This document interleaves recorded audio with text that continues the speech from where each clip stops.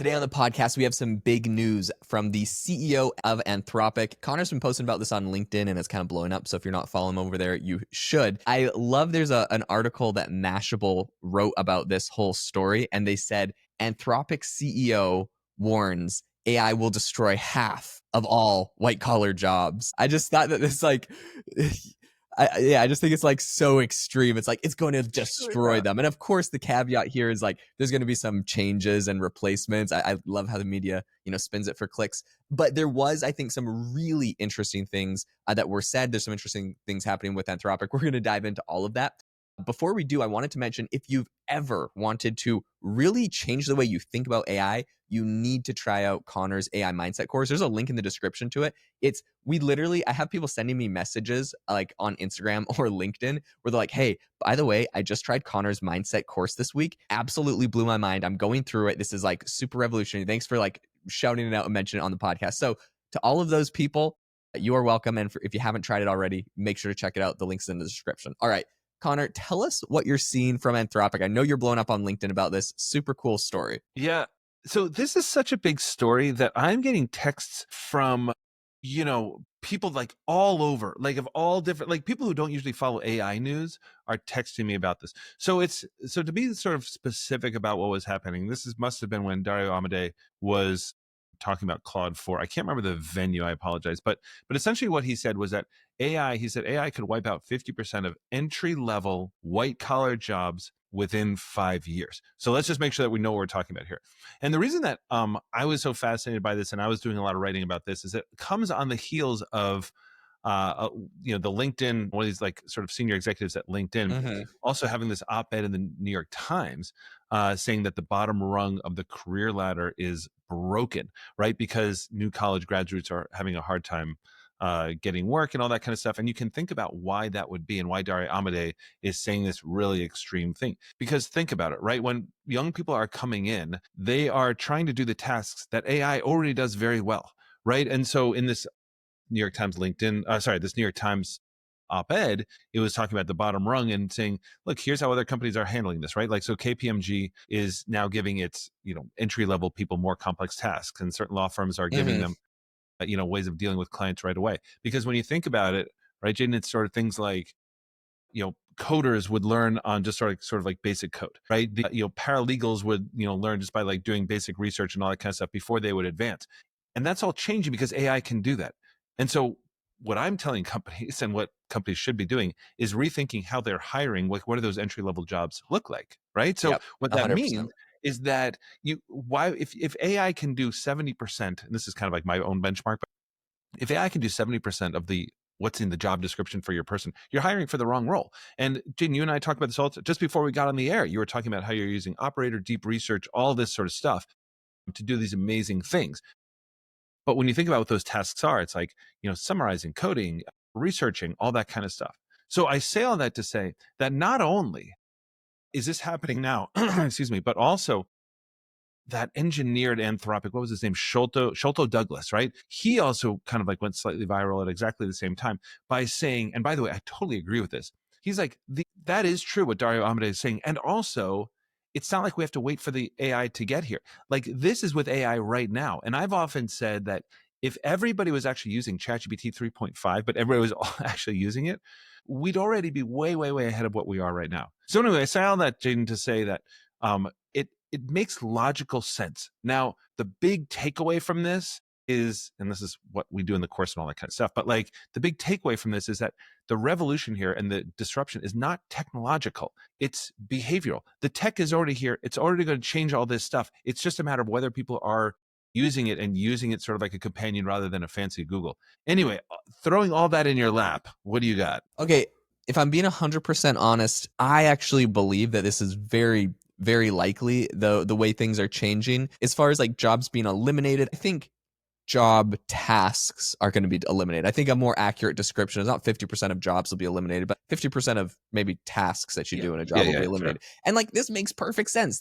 We're on a huge technological shift when, different technologies, the steam engine, textiles, when things were invented, no longer are you hand weaving t-shirts anymore. You just have a machine that does it, but now you got to like run the machines, whatever. We've all had the same discussion before. What I do think is a really interesting point here, though, is kind of how big of a picture he paints in this. Yeah. But the one thing I will say before I get into that is in my own personal experience, this is very true. So when I first started my software company AI Box about 2.5 years ago, when we were developing the first like prototypes and MVPs, before as we were going to looking at getting funding and kind of like building out the company, we hired, we're a very scrappy, lean team. So we would hire people like that were still in college or right out of college to be like front end engineers. So these are what you'd call entry level positions. And a lot of times, like these weren't like the best people, but they were like really cheap and they were kind of new. And we would give them tasks like, okay, we have the hardcore coders that have built this back end and built the functionality of this really impressive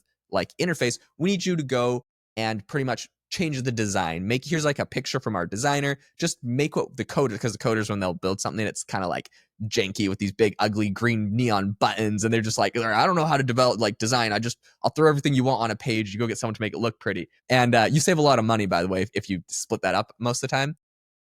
In any case, we'd get these entry level people, they'd run through, and they would spend sometimes days on a page where if you were really talented, you could get it done much faster, but we didn't care because they're really cheap and we actually saved money that way. Okay, that is completely gone because today, Claude Code will do that in a matter of seconds. The redesigns on the pages are so fast. And even if we hired that same developer today and they were using Claude Code, they could get the same job done super, super fast. So all this to say, like sometimes the most difficult part with the AI models is that the very junior level people coming into your company might not have enough experience to use the AI model to go as like pretty much if the AI model is going to 10x whatever you can do, if you give it to someone that's already 10 times better, it's like you're getting a X on it. And so you have to ask yourself, do I want 10 people to get the 100x, or do I just want to get my 10x guy and 100x what he can do? Like that's a very realistic thing. And so that I think is the only dynamic to think about. It's like entry level people won't, like they still could do a lot more with AI, but I think what's going to happen is they're going to need to train themselves up a little bit better, work on growing their skill set a little bit more. And then when they jump in, they'll be able to run with it, and they probably can charge more money.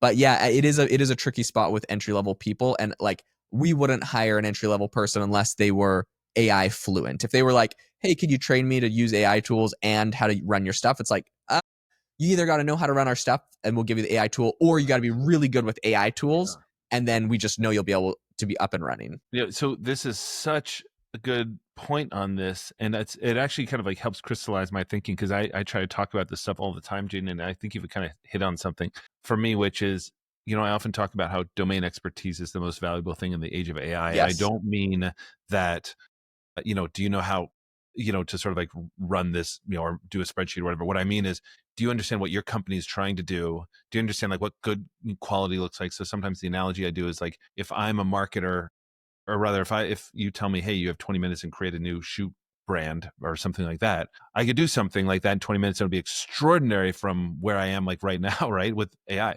But if you have a marketer do it in 20 minutes, they'll create something extraordinary because they'll understand like, oh, well, that's not good, but this is good. And what about this demographic? And oh, we didn't create a blah, blah, blah. Like, I don't even know what those terms would be. Do you know what I mean? Like, Yep. and so I would just be 100%. creating whatever ChatGPT thinks about marketing. So to your point, it's so interesting, right? Because you can't just bring in people who are going to use AI because let's say you brought somebody into a law firm or something like that, like that person wouldn't really understand like what are lawyers looking for, like when they're summarizing, like ChatGPT could summarize all that kind of stuff. So there has to be, it's interesting, right? You're right, they either have to be sort of like a higher level that you bring in and then they gradually learn AI, or they have to be so good on AI. And I know people like this, and you're one of these people for me too, which is like people who just like go and do deep research first and figure out like, okay, pretend that you're a lawyer in here and this is the kind of law you do. Like, what would they be asking me? And then you sort of like trust. And then no matter what, your first draft or whatever be way, way, way advanced. So this is happening, but you're right in that it's not just like a one-to-one, oh, now press a button and AI does this. It has to involve somebody who understands what you're actually trying to do, right? Yeah, no, I think that you're thinking about that 100% the right way. Okay, as we're wrapping this up, I wanted to read a quote from Dario because I just thought this was so interesting. He said, "We as the producers of this technology have a duty and an obligation to be honest about what's coming. I don't think it's on people's radars." He said, "It's a very strange set of dynamics where we're saying you should be worried about where the technology we're building is going." He says a lot of critics have said, we don't believe you, you're just hyping it up. And I think like it's pretty tricky because this is something that feels like does definitely happen a lot in Silicon Valley.